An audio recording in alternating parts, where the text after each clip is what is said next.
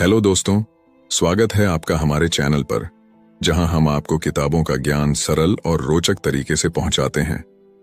आज हम आपके लिए लेकर आए हैं एक ऐसी किताब की कहानी जिसने लाखों लोगों की सोच और जिंदगी को बदल दिया है। हम बात कर रहे हैं रॉबर्ट कियोसाकी की बेस्ट सेलर किताब रिच डैड पुअर डैड की। ये किताब आपको पैसे की समझ, फाइनेंशियल एजुकेशन और अमीर बनने की मानसिकता को गहराई से समझने का मौका देती है। इसमें दो डैड्स की कहानियां हैं, एक अमीर डैड और दूसरे गरीब डैड। दोनों के विचार और फैसले किस तरह से उनकी आर्थिक स्थिति को प्रभावित करते हैं, यही इस किताब का मुख्य संदेश है। इस वीडियो में हम आपको रिच डैड पुअर डैड के 6 सबक, सबसे जरूरी सिद्धांत और प्रेरणादायक कहानियों को हिंदी में सरल शब्दों में समझाने जा रहे हैं। अगर आप अपनी आर्थिक जिंदगी को बेहतर बनाना चाहते हैं तो ये वीडियो आपके लिए एक गाइड की तरह काम करेगा। इसमें आप जानेंगे कि पैसा आपके लिए कैसे काम कर सकता है, संपत्ति और कर्ज में फर्क क्या होता है, क्यों फाइनेंशियल एजुकेशन आपके स्कूल के सिलेबस से ज्यादा जरूरी है और अमीर लोग अपनी सोच से कैसे अमीर बनते हैं। यदि आपको वीडियो पसंद आए तो इसे लाइक और शेयर करें और हमारे चैनल को सब्सक्राइब करना ना भूलें, क्योंकि हमारा लक्ष्य है कि हम आपको वो ज्ञान दें जो आपकी जिंदगी को एक नई दिशा दे सके। चलिए अब बिना देरी के शुरू करते हैं इस अद्भुत सफर को और जानते हैं कि रॉबर्ट कियोसाकी की इस महान किताब ने हमें क्या सिखाया है। तो बात ऐसी है कि रॉबर्ट कियोसाकी, जो कि इस किताब के लेखक हैं, उनके 2 पिता थे। उनके एक पिता जो कि पढ़े लिखे और PhD होल्डर थे, मगर जिंदगी भर गरीबी रहे और गरीबी में ही मरे। इसीलिए ना रॉबर्ट उन्हें पुअर डैड कहते थे। वहीं उनके दूसरे पिता बहुत पढ़े लिखे तो नहीं थे, लेकिन काफी अमीर थे। इसीलिए रॉबर्ट उन्हें रिच डैड बुलाते थे। तो अब ये सोचने की बात है कि किसी भी इंसान के एक ही वक्त में 2 पिता कैसे हो सकते हैं। तो इसका जवाब यही है कि उनके गरीब पिता यानी कि रियल पिता का एक ही सपना था कि रॉबर्ट खूब मेहनत से पढ़ाई करने के बाद किसी बड़ी सी कंपनी में नौकरी करके अपने भविष्य को सुरक्षित कर ले। मगर रॉबर्ट के दूसरे पिता जो कि अमीर थे, वो एक्चुअली में रॉबर्ट के दोस्त माइक के पिता थे और वो चाहते थे कि रॉबर्ट अपनी जिंदगी में कुछ चैलेंजेस को ले, क्योंकि सारे सबक सिर्फ स्कूल में ही नहीं सीखे जाते। कुछ सबक ऐसे होते हैं जिन्हें इंसान अपनी जिंदगी के तजुर्बों से ही सीखता है। तो स्कूली पढ़ाई सिर्फ आपको अच्छे ग्रेड्स तो दिला सकती है, लेकिन जिंदगी की पढ़ाई बहुत कुछ सिखाती है। बेशक पढ़ाई लिखाई की अपनी अहमियत है, मगर सिर्फ इसके भरोसे बैठ करके ही सब कुछ हासिल नहीं किया जा सकता। तो चलिए जानते हैं कि एग्जैक्टली हमें क्या करना है और कैसे करना है। उसके लिए पहला सबक कहता है कि अमीर लोग पैसे के लिए काम नहीं करते। सुनने में थोड़ा अजीब है, लेकिन इस लाइन को समझने के लिए ये कहानी आपकी काफी मदद करेगी। तो होता ऐसा है कि एक आदमी था जिसके पास एक गड्ढा था। जब भी उसे अपने गड्ढे से कुछ मेहनत करवानी होती थी तो वो एक गाजर को उसके सामने लटका देता था। उस गाजर को देखते ही गधा उसे खाने के लालच में काम करता चला जाता था। उसे बड़ी उम्मीद थी कि एक दिन वो उस गाजर तक पहुंच ही जाएगा। अभी उस आदमी के लिए तो एक अच्छी खासी तरकीब बन गई काम करवाने की, मगर बेचारे गधे को कभी भी वो गाजर नहीं मिल पाई। अब पूछिए क्यों? क्योंकि वो गाजर बस एक छलावा है। बहुत से लोग ठीक उस गधे की तरह ही होते हैं। वो मेहनत पर मेहनत के लिए चले जाते हैं, इस उम्मीद में कि एक दिन वो अमीर बन जाएंगे, मगर पैसा उनके लिए महज एक सपना बन के रह जाता है। इस सपने के पीछे भागने से आप उस तक कभी नहीं पहुंच सकते। तो पैसे के लिए काम करने की बजाय पैसे को अपने लिए काम करने दीजिए। जब आप अमीर बनना चाहते हैं तो सिर्फ पैसे कमाने के लिए काम ना करें, क्योंकि जिस तरीके से हम अमीर बनने की राह में कदम बढ़ाते हैं, हमारा डर और लालच हम पर हावी होने लगता है कि कहीं हम गरीब के गरीब ही ना रह जाएं। बस इसी डर से हम और ज्यादा मेहनत करने में जुट जाते हैं। फिर हमारा लालच हम पर हावी होने लगता है। हम उन सारी खूबसूरत चीजों की कल्पना करने लगते हैं जो पैसे से हासिल की जा सकती हैं। अब यही डर और लालच हमें ऐसे चक्कर में उलझा देता है जो कि कभी भी खत्म नहीं होता। तो हम अब और मेहनत करते हैं कि और ज्यादा कमा सके, और फिर हमारा खर्च भी उसी हिसाब से बढ़ने लगता है। तो इसी को अमीर डैड राइट रेस कहते हैं। अब इसका नतीजा ये हुआ कि हम पैसे कमाने के लिए हद से ज्यादा मेहनत करते हैं, खर्च करते हैं, और ये एक ट्रैप है, यानी कि ये एक जाल है और आपको लालच और डर का ये ट्रैप अवॉइड करना है, क्योंकि हम में से ज्यादातर लोग जो अमीर होना चाहते हैं वो इसी ट्रैप का शिकार हो जाते हैं। तो पैसे के पीछे मत भागिए, बल्कि पैसे को अपने पीछे भागने के लिए मजबूर कर दीजिए। आपकी नौकरी लगी है तो आप काम पर यह सोच करके मत जाइए कि हर महीने आपको एक पे चेक लेना है, क्योंकि वो पे चेक आपके सारे बिल्स मुश्किल से ही भर पाता है। वैसे ये हर महीने की कहानी बन जाती है।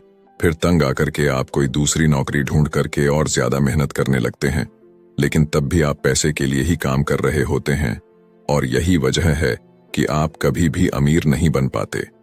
सच का सामना कीजिए। आपकी जवाबदेही खुद के लिए है, ना कि दूसरों के लिए। तो आपके जो भी सवाल है वो आप खुद से पूछिए, क्योंकि उनका जवाब सिर्फ आपके ही पास है। क्या आप सिर्फ इसलिए काम कर रहे हैं कि आपकी जिंदगी में सिक्योरिटी रहे? एक ऐसी नौकरी जहां से आपको निकाले जाने का कोई डर ना हो, या फिर आप सिर्फ 2 पैसे कमाने के लिए काम करते हैं और आपको लगता है कि एक दिन आप इस तरीके से अमीर हो जाएंगे? क्या बस यही आपको सेटिस्फाई करने के लिए काफी है? अगर आपका जवाब हाँ है, तो मुझे आपकी सोच पर बड़ा अफसोस है, क्योंकि आपने जो अमीर बनने का सपना देखा है ना, वो कभी पूरा नहीं होने वाला। आप हमेशा गरीबी में ही जिएंगे। लेकिन अगर आपका जवाब ना है, तो आपका पहला कदम यह होगा कि सबसे पहले आप अपने मन से डर को हटा दीजिए, क्योंकि ज्यादा पैसा ना कमा पाने का डर और लालची आपको बगैर सोचे समझे काम करने के लिए मजबूर करता है, और हमारा यही कदम हमें नाकामयाबी की तरफ धकेलता है। बेशक हम सबके अंदर डर और चाहत की भावना होती है, और ये नेचुरल है, लेकिन उन्हें खुद पर इतना हावी ना होने दीजिए कि हम उनके बस में होकर के उलटे सीधे फैसले लेने लग जाएं। बेहतर होगा कि हम जो भी करें पहले उसके बारे में खूब सोच लें। हमेशा दिल से नहीं बल्कि दिमाग से काम लें। हर सुबह अपने आप से पूछिए कि क्या आप उतना कर पा रहे हैं जितना कि आपको करना चाहिए? क्या आप अपनी पोटेंशियल का पूरा इस्तेमाल कर पा रहे हैं? आम लोगों की तरह सोचना छोड़ दीजिए, जो काम सिर्फ और सिर्फ पैसे के लिए करते हैं। ये सोचना छोड़ दीजिए कि मेरा बॉस कम पैसे देता है, मुझे ज्यादा मिलना चाहिए, मैं ना इससे ज्यादा कमा सकता हूं। एक बात याद रखिए, आपकी परेशानियों के लिए सिर्फ आप जिम्मेदार हैं, कोई और नहीं। बॉस अगर आपकी सैलरी को नहीं बढ़ा रहा है तो उसे इल्जाम मत दीजिए। जब आप खुद की प्रॉब्लम्स की जिम्मेदारी लेते हैं तो सिर्फ आप ही उसका हल निकाल सकते हैं। और यही वो पहला सबक और पहला प्रिंसिपल है जो कि आमिर डैड ने रॉबर्ट को सिखाया। इस सबक का एक पार्ट ये भी था कि अमीर डैड ने उन्हें एक कन्वीनियंस स्टोर में काम करने पर लगा दिया। उन्हें इस काम के कोई पैसे नहीं मिले, वो बस काम करते रहे, और इसका फायदा ये हुआ कि वो अपने दिल से काम में लगे रहे, और इस दौरान कई नए आइडियाज उनके दिमाग में आते रहे। पैसे को अपने पीछे कैसे भगाया जाए, इस बारे में उन्हें कई विचार मिले। उन्होंने देखा कि उस स्टोर की क्लर्क कॉमिक्स बुक के फ्रंट पेज को 2 हिस्सों में फाड़ देती थी। आधा हिस्सा वो रख लेती और आधा हिस्सा फेंक देती थी, तो देर शाम में स्टोर में एक डिस्ट्रीब्यूटर आया करता था। वो कॉमिक्स बुक्स के ऊपरी आधे हिस्से को क्रेडिट के लिए लेता, पर बदले में नई कॉमिक्स बुक्स दे जाया करता। तो एक दिन उन्होंने उस डिस्ट्रीब्यूटर से पूछा कि क्या वो पुरानी कॉमिक्स बुक्स ले सकते हैं। वो इस शर्त पर मान गया कि वो उन कॉमिक्स को बेचेंगे नहीं। ये उनके दिमाग में बिजनेस का एक नया आइडिया था। उन्होंने वो पुरानी कॉमिक्स बुक्स अपने दोस्तों और बाकी बच्चों को पढ़ने के लिए किराए पर देनी शुरू कर दी। बदले में वो हर किताब का 10 सेंट किराया वसूल करते थे। हर किताब सिर्फ 2 घंटे के हिसाब से पढ़ने के लिए दी जाती थी, तो असल मायनों में वो उन्हें बेच नहीं रहे थे। उन्हें उस गैराज पर काम भी नहीं करना पड़ा जहां से वो कॉमिक्स किराए पर देते थे। उन्होंने माइक की बहन को काम पर रखा, जिसके लिए उसे हर हफ्ते $2 दिया जाता। तो एक ही हफ्ते में उन्होंने $9.5 कमाए, और इस तरह उन्होंने सीखा कि पैसे को खुद के लिए काम करने दो, न कि आप पैसे के लिए काम करो। तो इसी के साथ अब आगे है दूसरा सबक, जो कहता है कि फाइनेंशियल लिटरेसी क्यों सिखाई जाए। कहने का मतलब यह है कि 1923 यानी कि 1923 में एज वाटर बीच होटल शिकागो में एक मीटिंग हुई। दुनिया के बहुत से लीडर और बहुत ही अमीर बिजनेसमैन इस मीटिंग का हिस्सा बने। इनमें से थे एक बहुत ही बड़ी स्टील कंपनी के मालिक चार्ल्स शवाब और सैमुअल इंसुल, जो कि उस वक्त की लार्जेस्ट यूटिलिटी प्रेसिडेंट थे, और बाकी कई और भी बड़े बिजनेसमैन। तो इस मीटिंग के 25 साल बाद इनमें से कई लोग गरीबी से मरे, कुछ ने खुदकुशी कर ली, और भी कईयों ने तो अपना दिमागी संतुलन तक खो दिया था। तो असल बात यह है कि लोग पैसे कमाने में इतने मशगूल हो जाते हैं कि वो ये खास बात सीखना भूल जाते हैं कि पैसे को रखा कैसा जाए। आप चाहे जितना मर्जी पैसा कमा लें, उसे बनाए रखना असली बात है। और अगर ये हुनर आपने सीख लिया तो अब किसी भी आड़े टेढ़े हालात, जो अक्सर कहा जाता है कि कोई इमरजेंसी आ गई या कोई अड्डी आ गई या कोई बुरा वक्त आ गया, तो आप उसका सामना आसानी से कर लेंगे। या हो सकता है कि अगर आप ठीक तरीके से प्लानिंग करें तो बुरा वक्त आए ही ना। वैसे लॉटरी में मिलियन जीतने वाले लोग कुछ सालों तक तो मजे से जीते हैं, मगर फिर वापस उसी पुराने हालात में पहुंच जाते हैं। तो अधिकतर लोगों के सवाल होते हैं कि अमीर कैसे बने या अमीर बनने के लिए क्या करें। इन सवालों के जवाब से अधिकतर लोगों को निराशा ही होती है, मगर इसका सही जवाब होगा कि पहले आप फाइनेंशियल लिटरेट बनना सीखें। देखिए, अगर आपको एम्पायर स्टेट बिल्डिंग खड़ी करनी है तो सबसे पहले आपको एक गहरा खड्डा खोदना पड़ेगा, फिर उसके लिए एक मजबूत नींव रखनी पड़ेगी। लेकिन अगर आपको एक छोटा सा घर बनाना हो तो एक 6 इंच कंक्रीट स्लैब डाल करके भी आपका काम चल जाएगा। मगर अफसोस तो इसी बात का है कि हम में से ज्यादातर लोग 6 इंच स्लैब पर एक एम्पायर स्टेट बिल्डिंग खड़ी करना चाहते हैं, और वो ऐसा करते भी हैं तो जाहिर सी बात है कि बिल्डिंग टूटेगी ही टूटेगी। गरीब डैड रॉबर्ट से बस यही चाहते थे कि वो खूब पढ़ाई करे, लेकिन अमीर डैड उसे फाइनेंशियली लिटरेट बनाना चाहते थे। ज्यादातर स्कूल सिस्टम बस घर बनाना सिखाते हैं, मजबूत फाउंडेशन नहीं। स्कूली शिक्षा और पढ़ाई की अपनी अहमियत है, मगर असल जिंदगी में यही सब कुछ नहीं है। और इसी के साथ आगे है तीसरा सबक, जो कि कहता है कि लायबिलिटीज और एसेट्स के बीच में फर्क समझे और हमेशा एसेट्स खरीदे। वैसे सुनने में ये बड़ी आसान सी बात लगती है ना, लेकिन यही एक नियम है जो आपको अमीर बनाने में मदद करेगा। अक्सर गरीब और मिडिल क्लास लोग लायबिलिटीज को यानी कि जिम्मेदारियों को एसेट्स समझ लेते हैं, यानी कि अपनी संपत्ति समझ लेते हैं। मगर अमीर जानता है कि असल में एसेट्स होते क्या हैं, और वो वही खरीदता है अमीर डैड। किस यानी कि KISS किस प्रिंसिपल में यकीन रखते हैं, जिसका मतलब है कीप इट सिंपल स्टूपिड। उन्होंने लेखक और उसके दोस्त माइक को यही सिंपल बात सिखाई, जिसकी बदौलत वो इतनी मजबूत फाउंडेशन रखने में कामयाब रहे। इसी की यही सिंपल बात है कि लायबिलिटीज यानी कि अपनी जिम्मेदारियों और एसेट्स यानी कि संपत्ति के बीच में फर्क को समझे और एसेट्स खरीदे। लेकिन अगर ये इतना ही सिंपल है तो हर आदमी अमीर होता है ना। मगर यहां पर मामला उल्टा है। ये एक्चुअली में इतना सिंपल है कि हर कोई इस बारे में सोचता तक नहीं है। लोगों को लगता है कि उन्हें लायबिलिटीज और एसेट्स के बीच में फर्क पता है, मगर उन्हें सिर्फ लिटरेसी के बारे में मालूम है, फाइनेंशियल लिटरेसी के बारे में नहीं। मतलब ये कि इनकम स्टेटमेंट को प्रॉफिट और लॉस का स्टेटमेंट मानकर चलना चाहिए। इसका सिंपल सा मतलब है कि इनकम यानी कि आपके पास कितना पैसा आया, और एक्सपेंस यानी कि आपके पास से कितना पैसा खर्च हुआ। बैलेंस शीट एसेट्स और लायबिलिटीज के बीच बैलेंस बताती है। बहुत से पढ़े लिखे अकाउंटेंट को भी ये पता नहीं होता है कि आखिर बैलेंस शीट और इनकम स्टेटमेंट कैसे एक दूसरे से जुड़े हैं। और अगर हम इस बात को समझना चाहें तो एसेट्स वो चीजें होती हैं जो आपके लिए पैसे कमाने का काम करती हैं। मान लीजिए आप कोई घर खरीद करके उसे किराए पर देते हैं, तो उसी किराए से आप वो लोन भी चुका सकते हैं जो आपने घर खरीदने के लिए लिया था। अब घर भी आपका हुआ और उससे मिलने वाला किराया भी। इसके उलट लायबिलिटीज आपकी जेब से पैसे खर्च करवाती है, जैसे कि घर खरीद करके उसमें रहने से आपको कोई किराया नहीं मिलने वाला। तो अब आप समझ गए होंगे कि अगर अमीर बनना है तो एसेट्स खरीदिए, और गरीब ही रहना है तो लायबिलिटीज। अमीर लोगों के पास ज्यादा पैसा इसलिए होता है कि वो इस KISS keep it simple stupid principle पर यकीन करते हैं। वहीं दूसरी तरफ गरीब लोग इस प्रिंसिपल को ठीक से समझ ही नहीं पाते। इसीलिए इस बात पर जोर दिया जा रहा है कि सिर्फ लिटरेट नहीं बल्कि फाइनेंशियल लिटरेट बनिए। सिर्फ नंबर से कुछ नहीं होता। फर्क तो तब पड़ता है जब आप अपनी कहानी खुद लिखे। अधिकतर परिवारों में देखा गया है कि जो मेहनती होता है उसके पास पैसा भी ज्यादा होता है, मगर उसका फायदा क्या? जब सारा पैसा लायबिलिटीज में ही खर्च हो जाए तो आइए समझते हैं कि मिडिल क्लास आदमी अपना पैसा किस तरीके से खर्च करता है।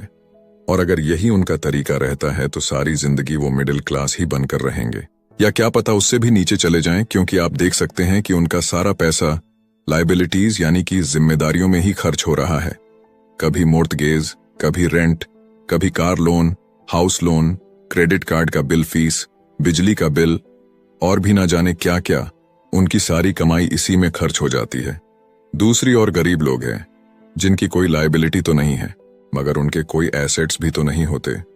वो भी पैसा कमाते हैं, सैलरी पाते हैं, मगर हर रोज के खर्चों में उनका सारा पैसा उड़ जाता है।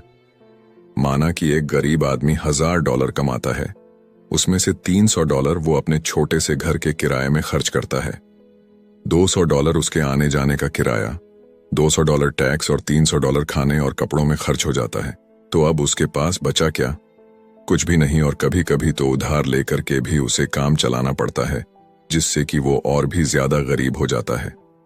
इसके विपरीत अमीर लोग एसेट्स खरीद के रखते हैं, फिर उनके वो एसेट्स उन्हें और पैसा कमा कर देते हैं। उनकी कमाई इस तरह 2 से 4, 4 से 8 होती जाती है।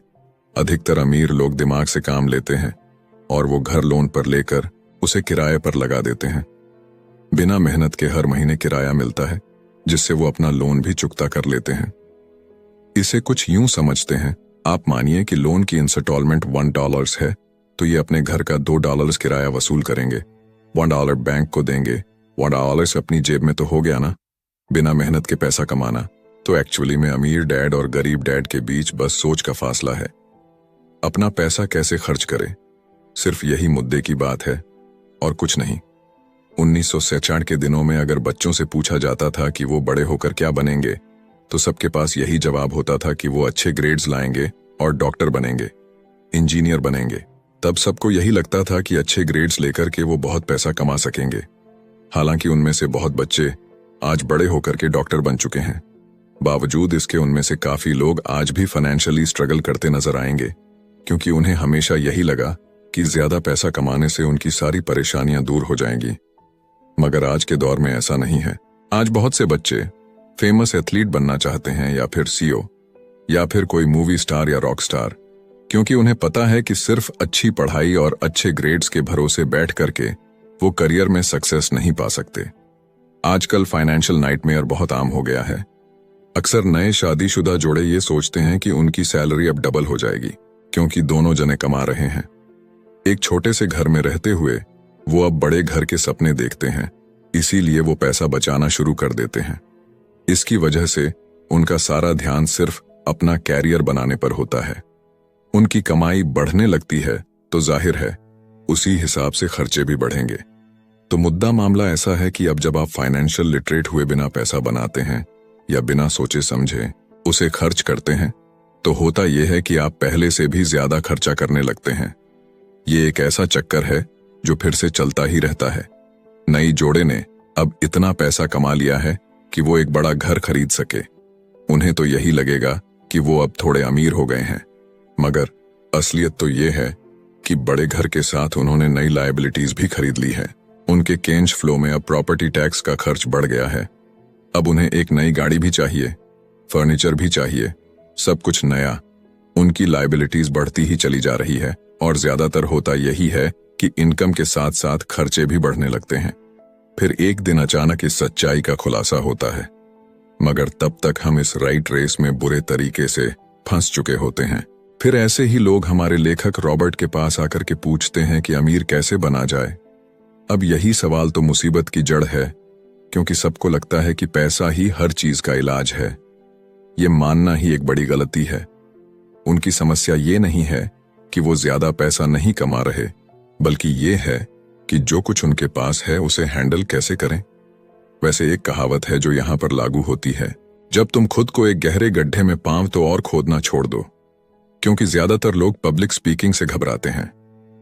मनोचिकित्सक यानी कि साइकेट्रिस्ट का मानना है कि लोग इसलिए घबराते हैं क्योंकि उन्हें रिजेक्शन का डर होता है, औरों से अलग होने का डर होता है।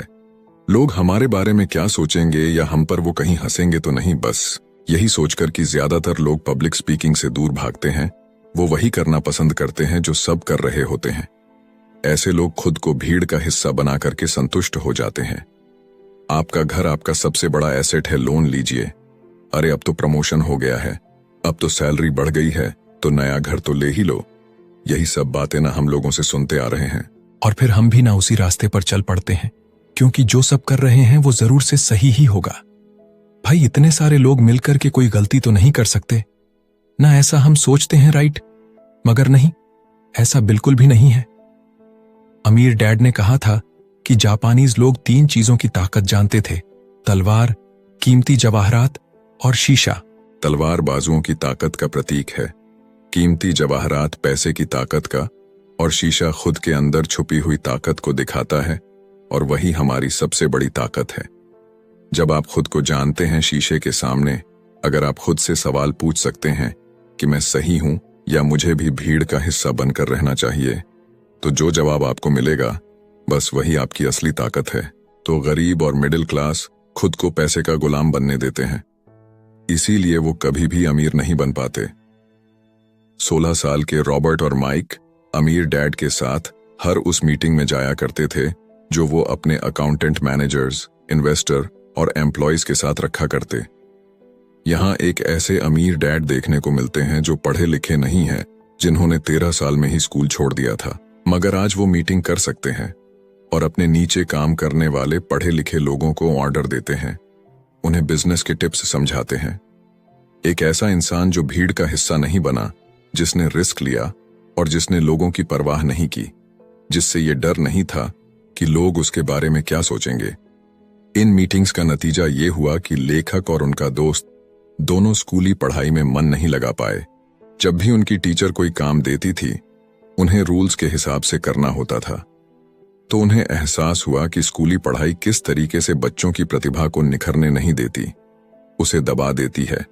उनकी क्रिएटिविटी को मारकर, उन्हें एक सांचे में ढालकर इस समाज का एक मशीनी हिस्सा भर बना देती है। और उन्हें टीचर की इस बात से भी इनकार था कि अच्छे ग्रेड्स लाकर के ही सक्सेसफुल और अमीर बना जा सकता है। वैसे एक दिन रॉबर्ट की अपने गरीब डैड से बहस हो गई। उनके पिता का मानना था कि उनका घर उनके लिए सबसे बेस्ट इन्वेस्टमेंट है, मगर वो एक रेड रेस में भाग रहे थे। उनकी इनकम और खर्चे बराबर ही थे, उन्हें पूरा करने के लिए उनके पास एक पल की भी फुर्सत नहीं थी। यही बात रॉबर्ट उन्हें समझाना चाह रहे थे कि उनके पिता के लिए वो घर एसेट नहीं बल्कि लायबिलिटी है। घर पर उनके पैसे खर्च हो रहे थे, बदले में मिल कुछ नहीं रहा था। ये बात उनके गरीब डैड नहीं समझ पा रहे थे। तो बस यही फर्क था गरीब और अमीर डैड के बीच में। खैर, उनकी बहस तो चलती रही।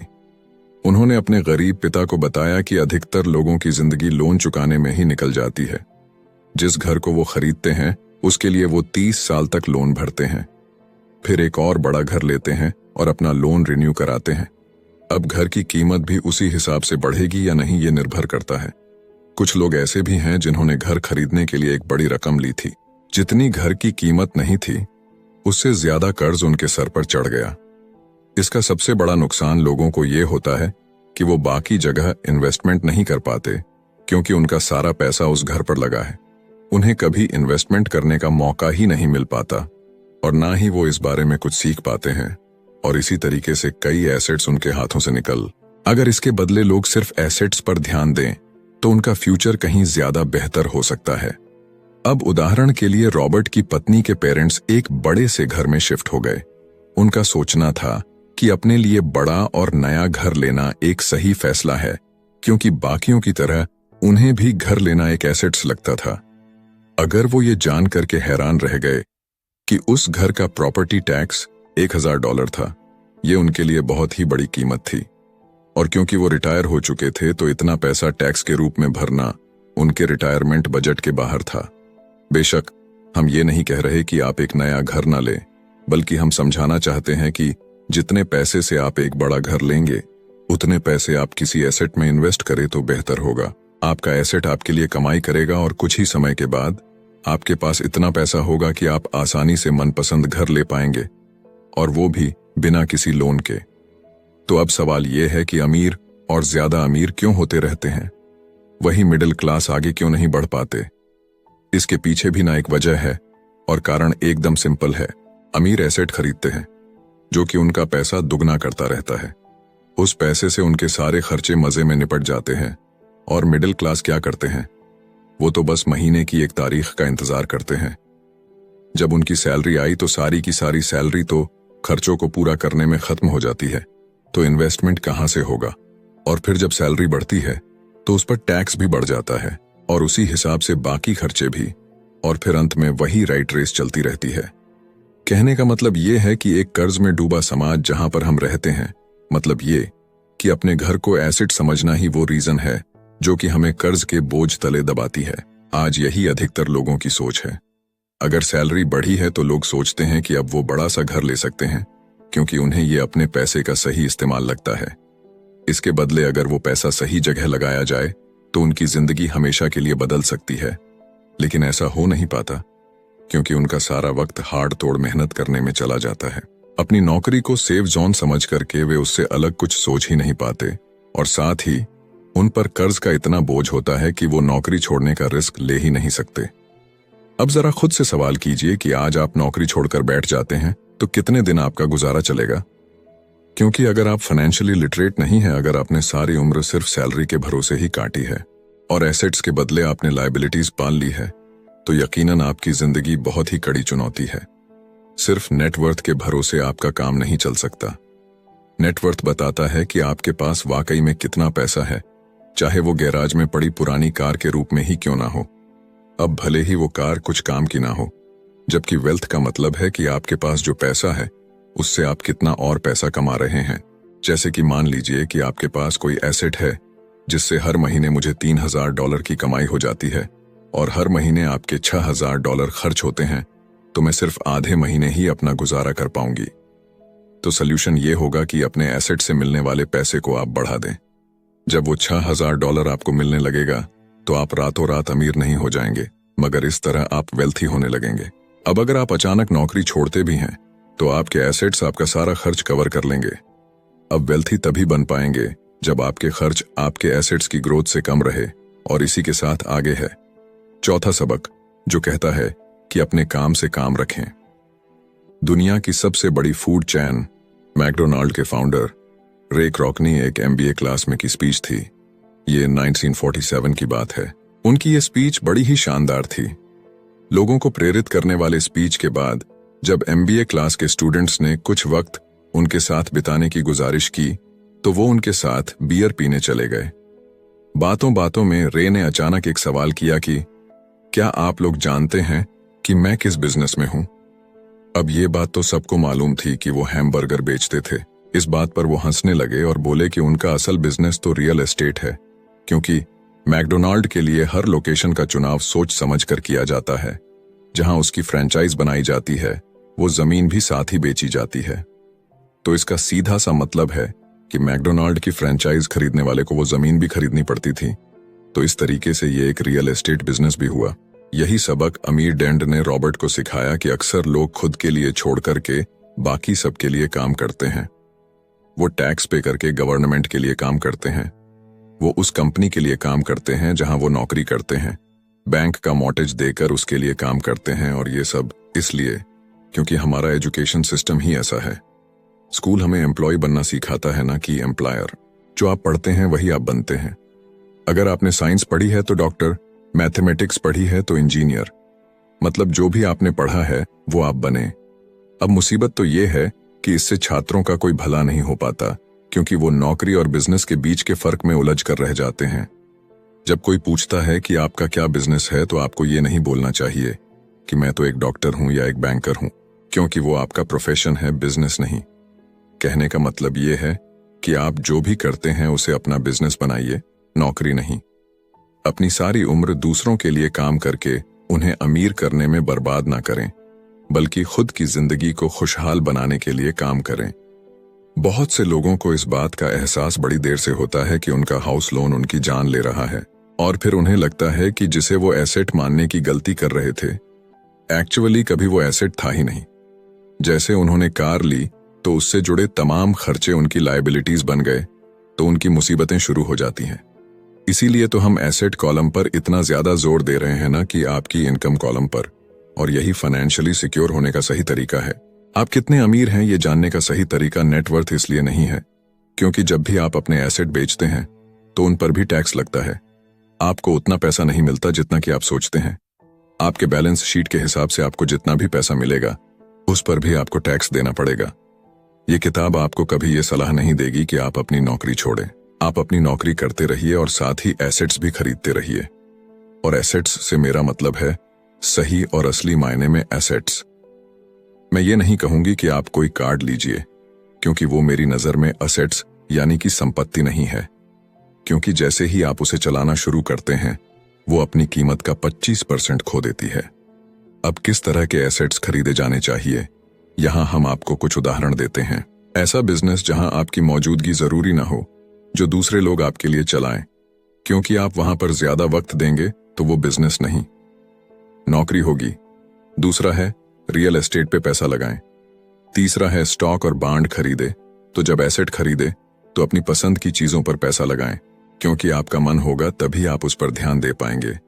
अगर उसमें आपकी रुचि होगी तो आप उसे बेहतर समझ पाएंगे। रॉबर्ट को रियल एस्टेट और स्ट्रोक्स में रुचि थी, खासकर छोटी कंपनीज में इन्वेस्ट करना। अपने अमीर डैड की सलाह पर उसने अपनी नौकरी कभी नहीं छोड़ी। वो जॉब करता रहा, साथ ही अपने एसेट कॉलम को बड़ा और मजबूत बनाता चला गया। एक पैसा भी जो आप कमाते हैं उसे बेकार न जाने दें। अपने पैसे को अपना गुलाम मानकर चलिए, जो कि आपके लिए काम करे। आप लग्जरी खरीदना चाहते हैं, शौक से खरीदे, कोई बड़ी बात नहीं, मगर ये ना भूले कि अमीर और मिडिल क्लास में यही सोच का फर्क है। जहां मिडिल क्लास पैसा आते ही पहले लग्जरी में खर्च करेगा, वहीं अमीर आदमी उसे अंत में खरीदेगा। और इतना समझ लेने के बाद अब अगले सबक में आप अमीर लोगों के सबसे बड़े सीक्रेट के बारे में जानेंगे। तो 5वां सबक कहता है कि अमीर पैसा इन्वेंट करते हैं। अलेक्जेंडर ग्राहम बेल ने टेलीफोन इन्वेंट करने के बाद उसे पेटेंट कर दिया था। इनका बिजनेस बढ़ा और संभालने में मुश्किल होने लगी तो वो वेस्टर्न यूनियन गए और उन्हें अपना पेटेंट और छोटी सी कंपनी $1 लाख में बेचने की पेशकश की। उस वक्त की वेस्टर्न यूनियन के प्रेसिडेंट ने पेशकश को ठुकरा दिया। उन्हें ये दाम कुछ ज्यादा ही लग रहे थे और फिर उसके बाद एक बड़ी कंपनी AT&T का जन्म हुआ। रॉबर्ट 1984 से प्रोफेशनल तौर पर पढ़ा रहे हैं।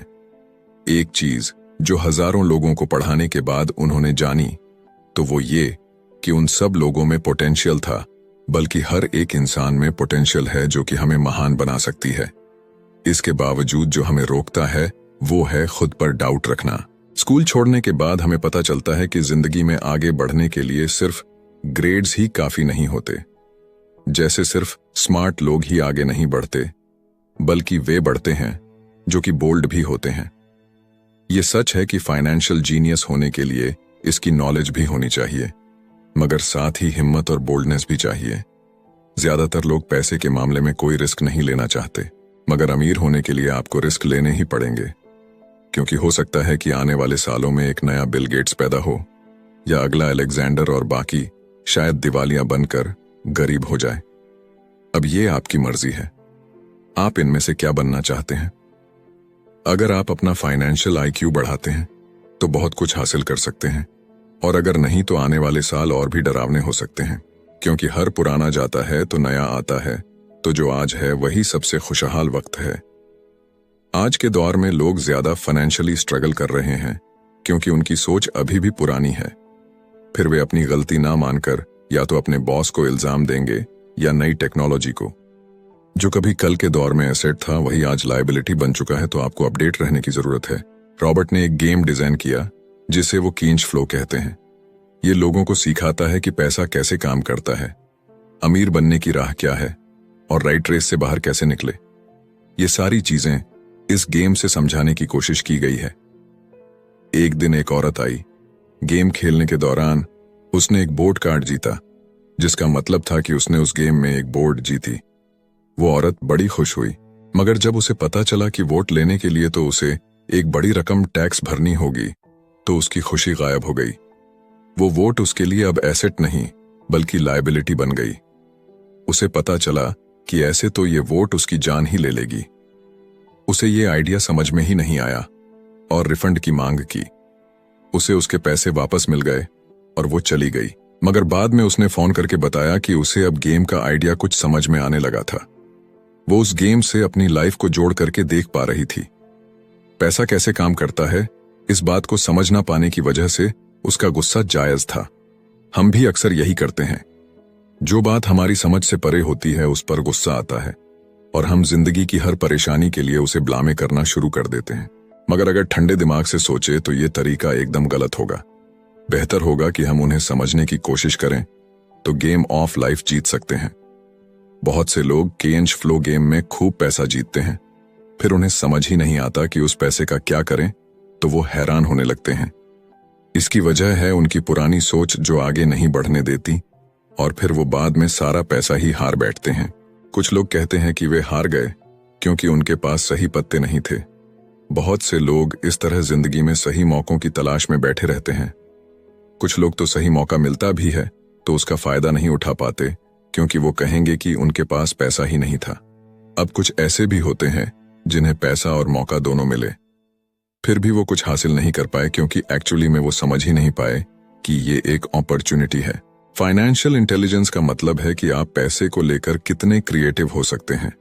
अगर आपको मौका मिलता है तो बगैर पैसे के आप क्या करेंगे, और अगर पैसा है मगर मौका नहीं तो उस सूरत में आप क्या करेंगे। ये सब आपकी फाइनेंशियल इंटेलिजेंस पर निर्भर करता है। ज्यादातर लोग इस बात का एक ही सल्यूशन जानते हैं कि खूब मेहनत करके खूब पैसा कमाया जाए, लेकिन आपको सीखना है कि अपने लिए मौका कैसे पैदा किया जाए, न कि उसके इंतजार में बैठे रहे। सबसे खास बात अमीरों की जो है वो ये है कि उन्हें पता है कि पैसा असली चीज नहीं है। असली चीज है इसका सही मतलब जानना, ये जान लेना कि जो हमें चाहिए वो हम इससे बना सकते हैं। हमारा दिमाग हमारे लिए सबसे बड़ा एसेट होता है। यही हमें सुपर रिच बना सकता है या सुपर पुअर, निर्भर करता है कि हम कैसे इसका इस्तेमाल करें। जो लोग सफल हैं उनके साथ कदम मिलाकर चलना है, तो आपको ये सीखना पड़ेगा कि पैसा बढ़ाने की चाहत को खुद के अंदर कैसे पैदा करें। आपको अपने सबसे बड़े एसेट यानी कि आपके दिमाग को इन्वेस्ट करने की जरूरत है। आपको फाइनेंशियली इंटेलिजेंट होना पड़ेगा। तो आइए इसे हम समझते हैं एक उदाहरण से। 1990 के दशक में एरिज़ोना और फिनिक्स के आर्थिक हालात बुरे चल रहे थे। वहां के लोगों को हर महीने $100 बचाने की सलाह दी जा रही थी। बुरे वक्त के लिए पैसा बचाने का विचार कुछ हद तक सही भी है, मगर उस पैसे का क्या फायदा जो आप जमा करते जाते हैं। इससे तो अच्छा है कि उनका कुछ हिस्सा इन्वेस्ट किया जाए जो कि आगे चलकर आपको फायदा दे। खैर, बात करते हैं एरिज़ोना और फिनिक्स के लोगों की जो आर्थिक तंगी झेल रहे थे। ऐसे में इन्वेस्टर को ये एक बढ़िया मौका लगा। लोग जो अपनी प्रॉपर्टी अपने पौने दामों में बेच रहे थे उसे कई इन्वेस्टर्स ने हाथों हाथ खरीद लिया। रॉबर्ट ने भी $75,000 की कीमत वाला एक घर सिर्फ $20,000 में खरीद लिया। इसके बाद उन्होंने अर्टोनी के ऑफिस में एक ऐड दिया, $75,000 वाला घर सिर्फ $60,000 में। बस इसे लेने के लिए ग्राहक टूट पड़े। रॉबर्ट का फोन बजना बंद ही नहीं हो रहा था कि ये पैसा उनको उस एसेट से मिलने जा रहा था जो उन्होंने प्राइमरी नोट के रूप में ग्राहक से लिया था, और उन्हें ये पैसा कमाने में केवल 5 घंटे लगे। उन्होंने जो $40,000 इन्वेंट करे वो उनके एसेट कॉलम से क्रिएट हुए थे, और बगैर टैक्स के उन्होंने अचानक ही मिले एक मौके का फायदा उठाकर ये पैसा क्रिएट अपने इनकम कॉलम में ऐड कर लिए। कुछ सालों के बाद ही उनके इस बिजनेस ने इतना पैसा क्रिएट किया कि उनकी कंपनी की कार, गैस इंश्योरेंस, क्लाइंट के साथ डिनर ट्रिप और बाकी चीजें सब कवर हो गईं। जब तक गवर्नमेंट उन खर्चों पर टैक्स लगाती, इनमें से ज्यादातर चीजें प्री टैक्स एक्सपेंसेस में खर्च हो चुकी थीं। कुछ सालों के बाद ही जो घर $60,000 में बिका था, अब वो $1,10,000 का था। अभी भी उनके पास कुछ मौके थे, मगर वो इतने कम थे कि उनके लिए रॉबर्ट को एक वैल्यूएबल एसेट लगाना पड़ता, और अपना वक्त भी तो वो आगे बढ़ गए। उन्हें अब नए मौकों की तलाश करनी थी। अब आप एक सवाल खुद से कीजिए, मेहनत करना भी बहुत मेहनत का काम है। 50% टैक्स भरिए और बाकी बचाइए। अब वो सेविंग्स आपको 5% इंटरेस्ट देगी, और फिर उस पर भी आप और टैक्स भरे। इससे तो अच्छा होगा कि आप अपना पैसा और टाइम अपने सबसे पावरफुल एसेट यानी कि अपने दिमाग पर इन्वेस्ट करें और फाइनेंशियली इंटेलिजेंट बने। ये दुनिया कभी भी एक सी नहीं रहती, जो आज या कल नहीं होगा। कभी मंदी तो कभी तेजी का दौर चलता रहेगा। वक्त के साथ टेक्नोलॉजी और भी बेहतर होती जाएगी। आज मार्केट ऊपर है तो कल नीचे होगा। खासकर स्टॉक मार्केट तो हर रोज बदलता है, मगर इससे आपको क्या फर्क पड़ेगा? अगर आप फाइनेंशियली इंटेलिजेंट है तो क्योंकि आप तो हर हालात के लिए तैयार रहेंगे। आपको जिंदगी में बेशुमार मौके मिलेंगे जहां पर आप अपनी फाइनेंशियल इंटेलिजेंट का फायदा उठा सकते हैं। जरूरत है तो बस उन मौकों को लपकने की। अमूमन हम दो तरह के इन्वेस्टर देख सकते हैं। पहले वो जो पैकेज इन्वेस्टमेंट खरीदते हैं, और ये काफी आसान और बगैर झंझट का काम है। दूसरे इन्वेस्टर अपने लिए खुद ही इन्वेस्टमेंट क्रिएट करते हैं। इनको आप प्रोफेशनल भी कह सकते हैं। जितना ये इन्वेस्ट करते हैं उससे कई गुना ज्यादा पैसा बना लेते हैं। अब अगर आप इस तरह के इन्वेस्टर बनना चाहते हैं तो आपको खास तौर पर इन 3 स्किल्स को समझने की जरूरत है। पहली, ऐसी अपॉर्चुनिटी ढूंढिए जो कि बाकी न ढूंढ सके। याद रहे कि आपका दिमाग वो देख सकता है जो बाकियों की आंखें भी नहीं देख पाए। दूसरा है, पैसा बढ़ाइए। जब पैसे की जरूरत पड़े तो मिडिल क्लास केवल बैंक जाता है, मगर दूसरे टाइप के इन्वेस्टर पैसा बढ़ाकर के कैपिटल रेस करते हैं। उन्हें हमेशा बैंक की जरूरत नहीं पड़ती। और आगे ये तीसरा, स्मार्ट लोगों को ऑर्गेनाइज कीजिए। इंटेलिजेंट लोग वो होते हैं जो अपने से ज्यादा स्मार्ट लोगों के साथ मिलकर के काम करते हैं। इसीलिए इन्वेस्ट करने से पहले अपने इन्वेस्टमेंट एडवाइजर को चुनें। मुझे मालूम है कि ये सब आपके लिए कुछ ज्यादा है, मगर इसके रिवॉर्ड्स तो बड़े ही शानदार हैं। जिंदगी में रिस्क बहुत है, लेकिन उन्हें हैंडल करना सीख करके ही आप अमीर बन पाएंगे। और इसी के साथ आगे है छंटवा सबक, सीखने के लिए काम करे, पैसे के लिए नहीं। तो बात ऐसी है कि एक बार एक जर्नलिस्ट ने रॉबर्ट का इंटरव्यू लिया था। रॉबर्ट उसके आर्टिकल पहले भी पढ़ चुके थे और उस जर्नलिस्ट के लिखने के स्टाइल से बहुत ही प्रभावित थे। इंटरव्यू जब पूरा हुआ तो उस जर्नलिस्ट ने रॉबर्ट को बताया कि वो एक मशहूर लेखिका बनकर उनकी ही तरह एक दिन फेमस होना चाहती है। तो रॉबर्ट ने उनसे पूछा, तो ऐसा क्या है जो उन्हें मशहूर होने से रोक रहा है? इस सवाल के जवाब में उस जर्नलिस्ट ने कहा, उनकी जॉब आगे नहीं बढ़ पा रही है। इस पर रॉबर्ट ने सुझाव दिया कि उस जर्नलिस्ट को कोई सेल्स क्लास ज्वाइन कर लेनी चाहिए। जर्नलिस्ट ने बताया कि उनकी एक दोस्त उन्हें पहले ही ये ऑफर दे चुकी है, मगर उन्हें ये छोटा काम लगता है। वो ये भूल गई थी कि रॉबर्ट खुद कभी सेल्स स्कूल जा चुके थे। तो इस बात का पॉइंट ये है कि अगर आपके पास कोई टैलेंट है जिसके दम पर आप कुछ पैसा कमाना चाहते हैं तो आपका टैलेंट काफी नहीं होगा, क्योंकि उस टैलेंट को कैसे भुनाया जाए जब तक आप ये बात नहीं जानते, आपका टैलेंट यूं ही बेकार है। जब तक आप उसे लोगों के सामने पेश करने का हुनर नहीं सीख जाते, आप कुछ नहीं कमा सकते। तो बेचने की कला सीखने में कोई शर्म की बात नहीं है। किसी भी सेल्समैन को इसके लिए शर्मिंदा नहीं होना चाहिए।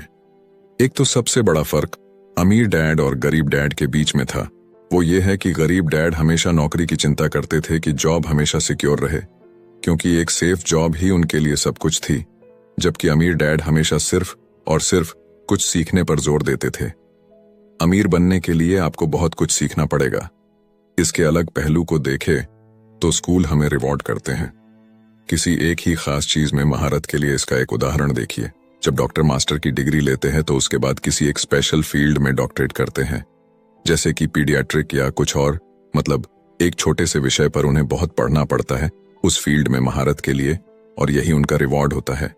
ऐसे ही बहुत कुछ जानने के लिए जो थोड़ा बहुत आप सीखते हैं, वो नॉलेज तभी आएगी जब आप अलग अलग कंपनीज के लिए काम करेंगे, दुनिया की अलग अलग चीजों को जाएंगे, चीजें कैसे काम करती है, ये सभी बातें अनुभव करेंगे, तभी आपकी नॉलेज बढ़ेगी। शायद यही वजह थी कि अमीर डैड छोटे रॉबर्ट और माइक को अपने साथ लेकर जाते थे जब वे अपने डॉक्टर, अकाउंटेंट्स, लॉयर या किसी प्रोफेशनल से मिलने जाते। जब रॉबर्ट ने मैरिन कॉर्प्स ज्वाइन करने के लिए अपनी हाई पेइंग जॉब छोड़ी तो उसके गरीब मगर पढ़े लिखे पिता समझ नहीं पा रहे थे कि रॉबर्ट ने ऐसी शानदार नौकरी क्यों छोड़ी। वे गलत तरह से इस फैसले से सख्त निराश हुए। रॉबर्ट ने उन्हें समझाने की हर मुमकिन कोशिश की कि उनका ऐसा करना क्यों जरूरी था, मगर उन्हें तो ये बात हजम ही नहीं हो रही थी। रॉबर्ट ने उन्हें कहा कि वो सीखना चाहते हैं कि खुले आसमान में कैसे उड़े। उन्हें जानना था कि वर्कर्स की टीम को कैसे हैंडल किया जाए। किसी भी कंपनी को अपने बलबूते पर चलाना कितना मुश्किल काम है। रॉबर्ट ये सब सीखना चाहते थे। वियतनाम से लौटने के बाद रॉबर्ट ने अपनी जॉब से रिजाइन कर दिया और जेरोक्स कॉर्प्स को ज्वाइन कर लिया। उन्हें यह नौकरी किसी फायदे के लिए नहीं चाहिए थी। वो इतने शर्मीले थे कि किसी को कुछ भी बेचने के ख्याल से ही उन्हें पसीना आ जाता। अपनी इसी कमी को दूर करने के लिए उन्होंने जेरोक्स के सेल्स ट्रेनिंग प्रोग्राम की शिक्षा ली। इसके बाद रॉबर्ट ने खुद अपनी कंपनी की शुरुआत की और अपना पहला शिपमेंट भेजा। वे अगर इसमें नाकामयाब रहते तो पक्का दिवालिया हो जाते, लेकिन उन्होंने ये रिस्क लिया और अपने अमीर डैड की सीख को याद रखा कि बेशक आप 30 की उम्र से पहले दिवालिया होने का रिस्क ले सकते हो, क्योंकि इस उम्र में आपको रिकवर होने का मौका भी मिल जाता है। ज्यादातर एम्प्लॉय अपने वर्कर्स को इतना तो पे करते हैं कि वो काम छोड़कर ना जाए, और ज्यादातर वर्कर भी जी फाड़ करके इसलिए मेहनत करते हैं कि वो काम से निकाले ना जाए। इसीलिए तो उन्हें सिर्फ अपनी सैलरी और कंपनी से मिलने वाले फायदों से ही मतलब होता है। इस सोच के साथ उनके कुछ साल तो बढ़िया गुजरते हैं, मगर ये लंबे समय तक काम नहीं करता। तो क्यों ना आप वो सब कुछ अभी सीखें जो आप सीखना चाहते हैं, इससे पहले कि आप कोई एक खास प्रोफेशन अपने लिए चुने, क्योंकि अगर एक बार आपने अपना प्रोफेशन चुन लिया तो आप हमेशा के लिए उसी में बंध कर रह जाएंगे। तो दोस्तों, इसी के साथ ये समरी यहीं पर समाप्त होती है। धन्यवाद।